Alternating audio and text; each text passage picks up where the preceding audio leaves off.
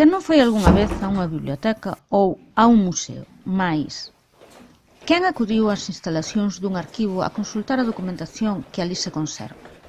A día de hoxe, os arquivos seguen sendo os grandes descoñecidos para a maioría do público, a pesar de que desempeñan unha función relevante para a nosa sociedade.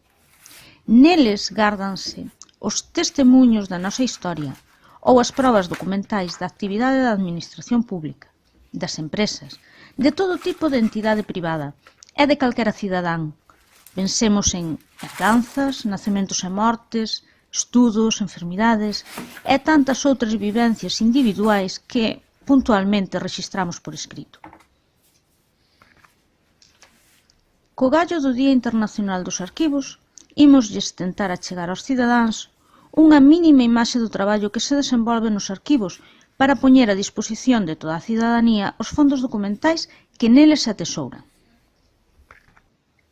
Para iso, imos mostrarvos o percorrido que a documentación fai desde o momento no que chega a un arquivo ata que queda preparada para poder ser consultada por aquel que o desexe. Pondo como exemplo o caso da documentación da Asociación Cultural O Facho. Este fondo, produto do labor desenvolvido por aqueles homes e mulleres que mantiveron e manteñen un facho acceso na defensa da nosa cultura, foi doado pola propia asociación á Real Academia Galega en xaneiro de 2012.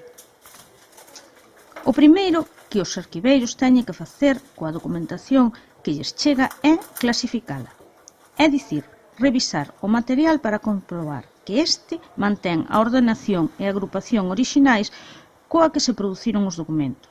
Deste xeito, os agregados documentais veñen dados polos propios creadores, que tramitan os documentos no desempeño das súas funcións. Dentro do fondo da Asociación Cultural O Facho, podemos atopar, por exemplo, os libros de actas das reunións da Xunta Directiva, fotografías de actos ou numerosos orixinais presentados aos concursos de contos infantís que durante tantos anos organizou o Facho. Unha vez que nos aseguramos disto, pasamos a instalar adecuadamente os documentos grazas a locais e equipamentos que faciliten a súa conservación no tempo, evitando que queden expostos a posibles axentes nocivos, como o pó, humidade, a luz, etc., así como facilitando a súa consulta. Normalmente os documentos deposítanse físicamente empregando fundas protectoras de papel ou de outros tipos de materiais, agrupándoos, se é necesario, en carpetas e, finalmente, gardándoos en caixas contedores. Antes de introducir os documentos nas súas caixas, procede a identificalos, co fin de saber cal é a súa localización física. Para iso, dáselles un código alfanumérico que fai referencia á unidade de instalación que os contén e á súa orde dentro desta. Para dar esta referencia, é aconsellable separar os documentos segundo a súa tipoloxía material, libros, follas de papel soltas, fotografías, etc., para asegurar unha mellor conservación.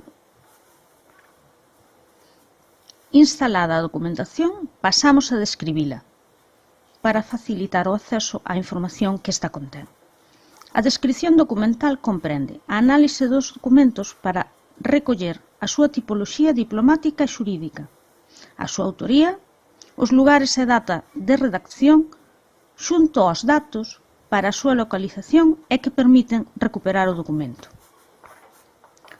O Arquivo da Real Academia Galega conta para esta operación culminación do traballo arquivístico cunha aplicación informática que lle facilita a Xunta de Galicia e que ofrece a vantaxe de poder ser consultada libremente por quen queira a través de Internet. Rematamos, pois, o noso percorrido, animando a quen queira a visitar a páxina galiciana Arquivo Dixital de Galicia, onde poderá atopar a descrición da documentación do Facho, así como a do resto dos nosos fondos.